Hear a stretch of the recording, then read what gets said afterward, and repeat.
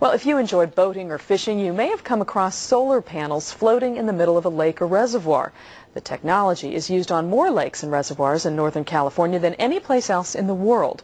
Richard Hart reports on the drive to discover new ways to keep water clean by using the power of the sun. Actually, the first weekend that they were installed, someone called and they thought there was a car had driven into the lake and was floating on the top. The lake is Stafford Lake, north of Novato. What looks like a floating car is a floating water pump called a SolarBee. Powered by the sun, one of 5 on the lake. Their job is to keep algae from blooming.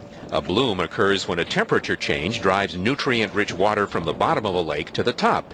If you churn the water just a little all the time, the bloom doesn't stand a chance.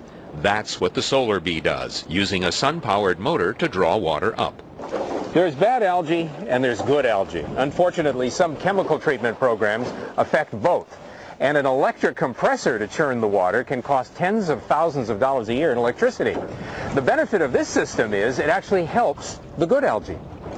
All of this makes it easier to treat the water in the nearby plant. And what comes out of the tap tastes better.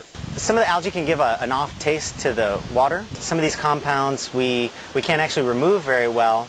And they'll get past some of our filtration, so we can start the treatment right inside the lake before it even gets into the treatment plant. More communities in Northern California are using SolarBees than anywhere else, not just outdoors, but inside giant water tanks. That's why the largest drinking water installation in the world is invisible. San Francisco uses SolarBees deep inside giant basins like these to better mix chloramine that disinfects 300 million gallons of water.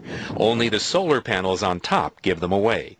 In nearby Santa Clara, solar pumps are used to keep mercury from going into solution. But here in Marin County, mixing your drinks with solar power remains a matter of taste. With the next step in water quality, Richard Hart, ABC 7 News.